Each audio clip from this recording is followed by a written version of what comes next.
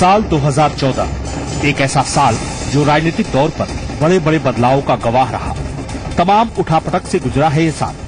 कुछ को इस पूरे साल में इतना कुछ मिला कि वो संभाल नहीं पाया, तो कुछ के लिए हालत ऐसी रही कि जो था वो भी चला गया।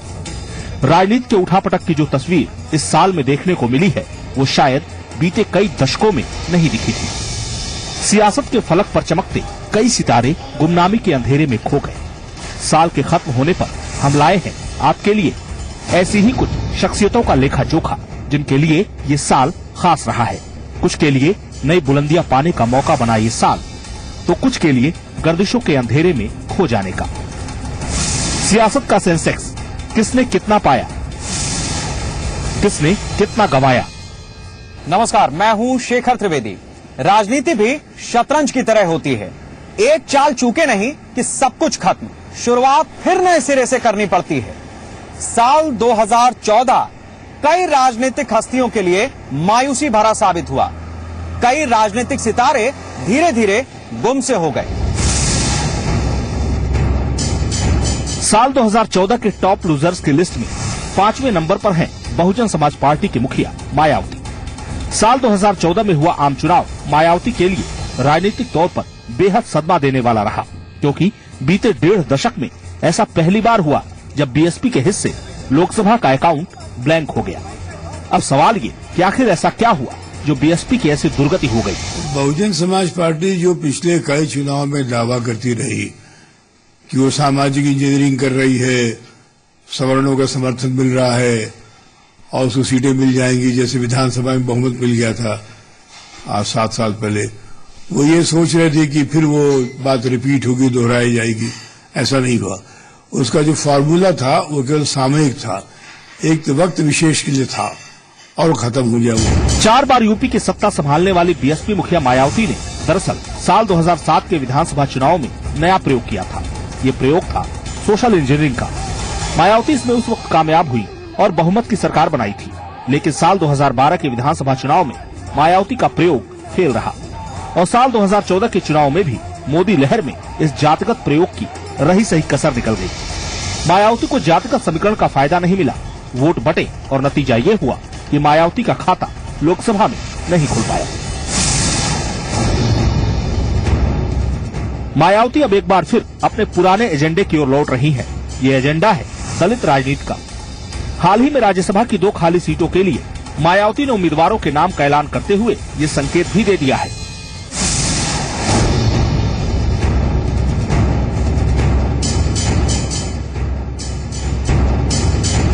साल 2014 के टॉप लूजर्स की लिस्ट में 4थे नंबर पर हैं नीतीश कुमार। कभी बीजेपी के साथ ही रहे नीतीश कुमार ने बीजेपी से नाता क्या तोड़ा, उनके अच्छे दिन कहीं खो से गए लगते हैं।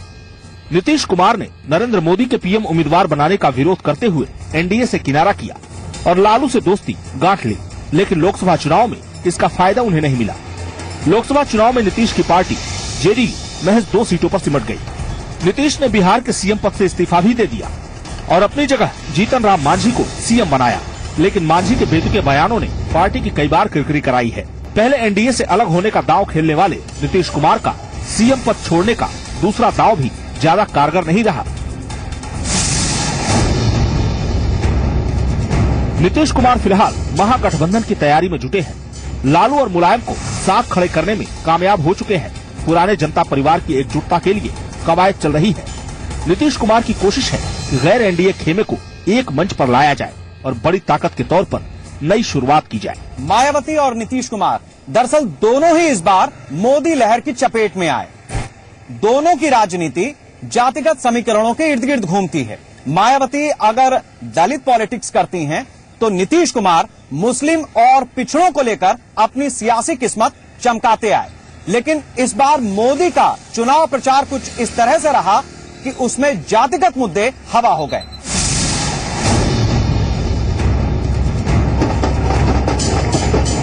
साल 2014 के टॉप लूजर्स की लिस्ट में 3रे नंबर पर है कपिल सिब्बल। यूपीए सरकार में सबसे चर्चित चेहरे के तौर पर पहचान बनाने वाले कपिल सिब्बल आजकल कहां हैं, ज्यादातर लोगों को नहीं पता होगा। महज साल भर पहले सिब्बल साहब हर राजनीतिक चर्चा के केंद्र में हुआ करते थे। यूपीए सरकार में बतौर मानव संसाधन विकास मंत्री, दूरसंचार मंत्री और कानून मंत्री रहते हुए सिब्बल साहब ने खासी सुर्खियां बटोरी, लेकिन साल 2014 के चुनावी नतीजों के बाद इनके सितारे भी गर्दिश में चले गए। चांदनी चौक सीट से सिब्बल साहब बीजेपी प्रत्याशी डॉक्टर हर्षवर्धन से हार गए। इस हार के बाद से ही वो राजनीतिक सुर्खियों से गायब है। यूपीए सरकार के दौरान कई मौकों पर सरकार के लिए संकट मोचक बनने वाले कपिल सिब्बल के लिए ये साल सबसे ज्यादा दिक्कतों भरा रहा है। एक ओर वो चुनाव हारे तो वहीं दूसरी ओर अपनी ही पार्टी में हाशिए पर चले गए। कपिल सिब्बल फिलहाल कांग्रेस संगठन में भी ज्यादा सक्रिय नहीं दिख रहे। राहुल गांधी की कोर टीम से भी वो बाहर है और खबर है कि उन्होंने दोबारा अपना ध्यान वकालत पर केंद्रित कर लिया है। ये सभी जानते हैं कि राजनीतिक तौर पर मशहूर होने से पहले कपिल सिब्बल की पहचान सुप्रीम कोर्ट के काबिल और जाने माने वकील की रही है। कांग्रेस उपाध्यक्ष राहुल गांधी हमारी लिस्ट में है दूसरे नंबर पर। साल 2014 की शुरुआत ही राहुल गांधी के लिए चुनौतियों से भरी रही। साल की शुरुआत में ही राहुल गांधी को कांग्रेस की चुनाव अभियान समिति का मुखिया बनाया गया, जिसके बाद ये साफ हो गया कि लोकसभा चुनाव में कांग्रेस नरेंद्र मोदी के मुकाबले राहुल गांधी को ही आगे रखने वाली है। यही हुआ भी। राहुल गांधी ने कांग्रेस को लीड करते हुए चुनावी रैलियां की और प्रचार किया, लेकिन कोई फायदा नहीं हुआ। 16 मई को चुनावी नतीजे आए तो एक बार फिर राहुल गांधी के नेतृत्व को लेकर सवाल खड़े होने लगे। राहुल गांधी अपनी सीट बचाने में ही असफल हो गए थे। बड़ी कठिनाई से जीते थे, आखिरी राउंड में जीते थे। न जाते वो मतदान के एक दिन पहले तो पता नहीं क्या हालत हो जाती। जो अपनी सीट बचाने में इतने व्यस्त रहे, इतनी मशक्कत करनी पड़ी, वो राहुल गांधी बाकी लोगों के क्या जीता पाए। दरअसल इन चुनाव में राहुल गांधी ने खुद को यूपीए सरकार से अलग दिखाने की कोशिश की। ज्यादातर चुनावी रैलियों में उन्होंने यूपीए सरकार की उपलब्धियों की कम और अपनी विरासत की चर्चा ज्यादा की। कभी अपनी दादी इंदिरा गांधी के संस्मरण सुनाए तो कभी अपने पिता राजीव गांधी से जुड़े हुए। दरअसल राहुल गांधी ने इस बहाने एक बार फिर गांधी परिवार के प्रति आम जन की संवेदना को जगाने की कोशिश की, लेकिन कामयाब नहीं हुए। नतीजा ये हुआ कि लोकसभा चुनाव में हार के बाद न केवल राहुल गांधी की नेतृत्व क्षमता पर सवाल उठे, बल्कि उनकी राजनीतिक कुशलता भी सवालों के घेरे में आ गई। खुद कांग्रेस के भीतर से ही प्रियंका गांधी को आगे लाने की मांग उठने लगी। आने वाला साल भी राहुल गांधी के लिए चुनौतियों से भरा हुआ है। हालांकि साल बीतते बीतते राहुल गांधी में एक बदलाव जरूर दिखा है। अब राहुल गांधी न केवल संसद में पार्टी को लीड करते नजर आ रहे हैं, बल्कि पहले से ज्यादा सक्रिय भी दिख रहे हैं।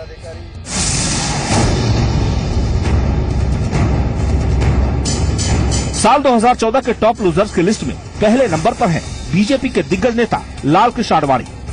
पार्टी से कई बार रूठने और मानने के बाद आखिरकार लाल कृष्ण आडवाणी अब पूरी तरह मार्गदर्शक की भूमिका में आ गए हैं, या यूं कहें खुद ब खुद नियत को मानकर किनारे हो गए हैं। आडवाणी बदलते हुए लहर को पहचान नहीं पाए। आडवाणी वही पुराने दौर के शाइनिंग इंडिया के पीरियड में वक्त में रहे। वो नहीं समझ पाए कि भारत के जो 52% नए मतदाता आ गए, युवा मतदाता, उनकी मांग, उनकी पहचान, उनकी आवश्यकता अलग है और मोदी उसे पूरा कर रहे थे। तो आडवाणी यूं भी अब तो इतिहास पुरुष हो गए हैं, इतिहास की गर्द में चले गए हैं। यानी अब बीजेपी में अटल आडवाणी जोशी युग खत्म हो गया है। अटल जी पहले ही बीमार थे। मुरली मनोहर जोशी और आडवाणी फिलहाल पार्टी के सांसद तो हैं, लेकिन अब लगभग मुख्य धारा में नहीं है। लाल कृष्ण आडवाणी ने अब खुद की नई भूमिका में अपने आप को फिट कर लिया है। बतौर मार्गदर्शक उनकी भूमिका पार्टी का कितना मार्गदर्शन करेगी ये तो वक्त बताएगा, लेकिन हाँ ये जरूर है कि पार्टी के संस्थापक पीढ़ी की आखिरी निशानी के तौर पर आडवाणी की उपस्थिति अब सिर्फ एक औपचारिकता भर रह गई है। ये वो 5 राजनीतिक शख्सियतें हैं जिनका साल 2014 में ग्राफ तेजी से गिरा, लेकिन ये सियासत है। आज जमीन पर है तो कब आसमान में सितारा बनकर चमकने लगे कोई ठिकाना नहीं। जाहिर है 2015 में यानी नए साल में नई ऊर्जा के साथ ये राजनीतिक शख्सियतें अपने खोई हुई जगह को वापस हासिल करने की कोशिश करेंगी। सियासत में उतार चढ़ाव का दौर ना हो तो सियासी रंग फीका हो जाता है। राजनीति में जितना महत्व अच्छे दिनों का होता है, उससे कहीं ज्यादा बुरे दौर का भी होता है, क्योंकि इसमें काफी कुछ सीखा जा सकता है। जो राजनीतिज्ञ अपने बुरे दौर से सबक लेता है, उसे दोबारा उठ खड़े होने में देर नहीं लगती। साल 2014 के सियासी सेंसेक्स में ऐसे कई नाम बुलंदियों पर रहे जिन्होंने खासा बुरा दौर देखा और उससे सबक भी लिया।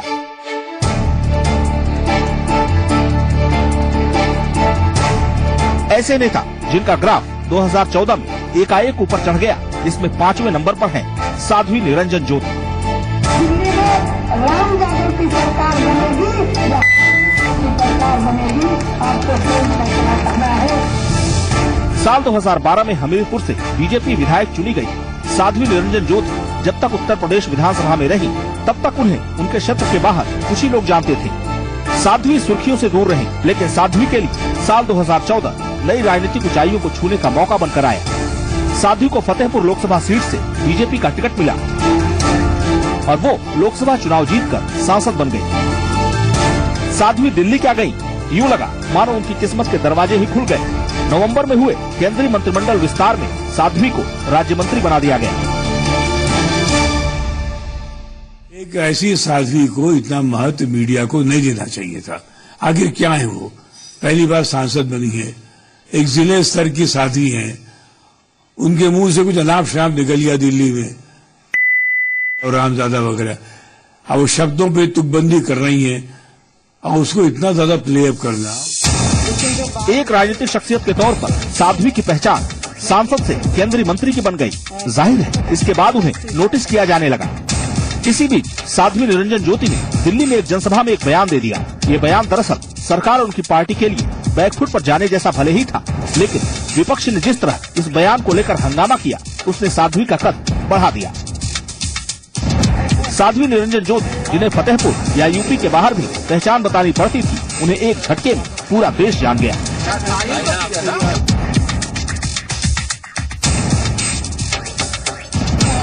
साध्वी निरंजन ज्योति को सियासत में सुपरहिट बनाने का श्रेय सिर्फ विपक्ष को जाता है, जिसने उनके बयान को तूल देकर साध्वी की पहचान स्थापित कर दी। अब जानकार मानते हैं कि साध्वी की इस पहचान का बीजेपी राजनीतिक फायदा उठाने से नहीं चूकेगी और साध्वी के स्वजाति वोट बैंक को यूपी और बिहार में साधने की कोशिश करेगी, या यूं कहें बीजेपी को साध्वी के तौर पर एक दलित चेहरा मिल गया है। साध्वी निरंजन ज्योति का हिट होना किसी फिल्मी कहानी जैसा ही है। महज साल भर के भीतर साध्वी विधायक से केंद्रीय मंत्री बनी और फिर राष्ट्रीय चर्चा पाने वाली शख्सियत। सियासत में ऐसी किस्मत कम ही लोगों की होती है।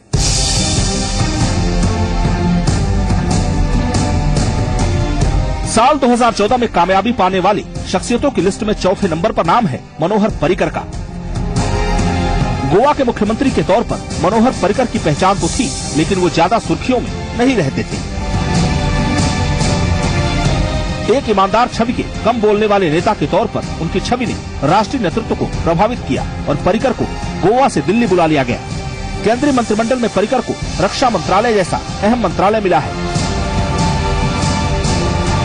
मनोहर पर्रिकर को केंद्रीय मंत्रिमंडल में शामिल किए जाने के बाद से उत्तर प्रदेश से उन्हें राज्यसभा सदस्य बनाया गया है और मनोहर पर्रिकर ने अपनी पहली ही प्रेस ब्रीफिंग में ये साफ कर दिया कि वो यूपी के हो गए हैं। लिहाजा माना जा रहा है कि साल 2017 के विधानसभा चुनाव में बीजेपी उनकी ईमानदार छवि को भुनाने की कोशिश करेगी।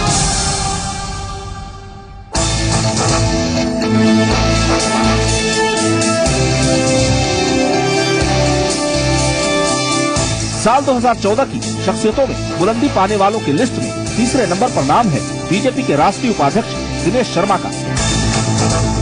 लखनऊ के मेयर के तौर पर दिनेश शर्मा की छवि बेहद ईमानदार और मिलनसार व्यक्ति की है, लेकिन संगठन के स्तर पर दिनेश शर्मा को बड़ी कामयाबी का रास्ता 2014 में ही मिला है। पहले लोकसभा चुनाव में शानदार प्रदर्शन और फिर हरियाणा चुनाव में जीत के बाद सीएम चुनने के लिए पर्यवेक्षक के तौर पर उन्होंने अपनी रणनीतिक कुशलता का परिचय दिया, जिसके बाद दिनेश शर्मा को गुजरात का प्रभारी बनाया गया।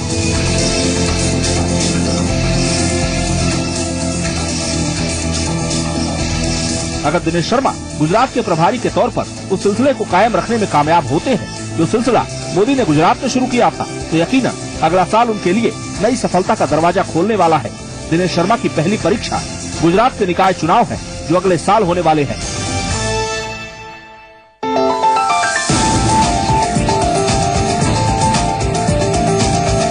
साल 2014 में अप्रत्याशित कामयाबी पाने वालों की बात करें तो स्मृति ईरानी का नाम सबसे ऊपर आएगा। लेकिन राजनीतिक सफलता के लिहाज से हमारी लिस्ट में वो दूसरे नंबर पर है। एक टीवी अभिनेत्री के तौर पर अपना करियर शुरू करने वाली स्मृति ईरानी ने अब तक बीजेपी में महिला मोर्चा समेत संगठन के कई दूसरे पदों पर काम किया है। स्मृति ईरानी की धारदार भाषण शैली के चलते ही उन्हें टीवी डिबेट में पार्टी का पक्ष रखने वाले नेताओं की लिस्ट में जगह दी गई। लेकिन साल 2014 में स्मृति ईरानी को जब अमेठी से राहुल गांधी के खिलाफ उतारने का ऐलान हुआ तो यूँ लगा जैसे स्मृति ईरानी की राजनीतिक पारी संकट में है, लेकिन हुआ इसका उल्टा। स्मृति ईरानी भले ही चुनाव नहीं जीत पाई, लेकिन राहुल गांधी को उनके घर में उन्होंने कड़ी टक्कर दी। स्मृति ईरानी के इस जुझारू व्यक्तित्व ने उनका कद और बढ़ा दिया। नतीजा, दिल्ली में सरकार बनी, उन्हें मानव संसाधन विकास मंत्रालय जैसा अहम मंत्रालय दिया गया। अमेठी के जो कैंपेनिंग के दरमियान भी कहा कि मेरी छोटी बहन है, तो इस नाते से व्यक्तिगत संबंधों की भी बात है, लेकिन जो स्मृति ईरानी के अंदर जिस प्रकार की बोल्डनेस है, जिस तरह से वो रिएक्ट करती हैं, तो उनकी शिक्षा का स्तर जो कुछ भी हो, पर उसके रिएक्शंस में या प्रेस कॉन्फ्रेंसेस को जिस तरह से वो रिपोर्टरों के क्वेश्चंस को फेस करती हैं, ये सब गुण भी। स्मृति ईरानी को मानव संसाधन विकास मंत्रालय जैसा बड़ा मंत्रालय देने को लेकर खूब आलोचना हुई। उनके डिग्री पर भी सवाल उठे तो उनके कई फैसलों पर भी, लेकिन स्मृति ईरानी ने अपने बेबाक अंदाज से विरोधियों को हर बार जवाब दिया। स्मृति ईरानी फिलहाल राज्यसभा सांसद हैं और वो पहले ही कह चुकी हैं कि अमेठी से रिश्ता उनका नहीं टूटेगा। लिहाजा स्मृति ईरानी आने वाले दिनों में राहुल गांधी को उनके संसदीय क्षेत्र में भी कड़ी चुनौती पेश करती नजर आ सकती है।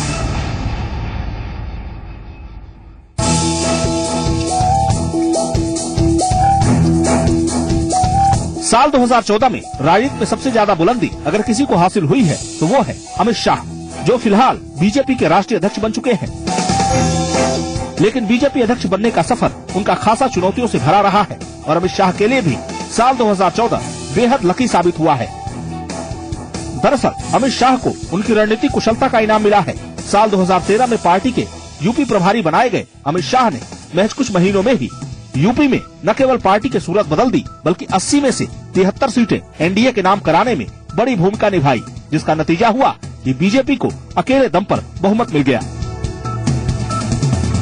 तो उत्तर प्रदेश में जो लोगों में जो गुटबंदी थी, उस गुटबंदी को जैसे कि उन्होंने समझा, सारा देश की राजनीति में वो समझ रहे हैं कि बहुत से प्रदेशों में जो प्रदेश स्तर के नेता हैं उनमें जो गुटबंदी है। राजनीति में चाणक्य के तौर पर मशहूर हो चुके हैं अमित शाह।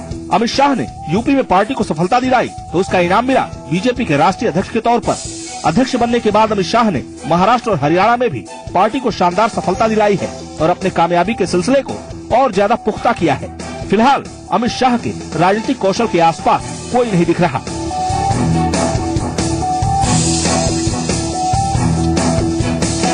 अमित शाह इस साल के नंबर 1 गेनर के तौर पर सामने आए हैं और बतौर राष्ट्रीय अध्यक्ष अपनी पहली परीक्षा पास भी कर ली है। अब नए साल में उनके सामने नई चुनौतियां आएंगी, जिनसे जूझते हुए उनको कामयाबी के सिलसिले को कायम रखना होगा।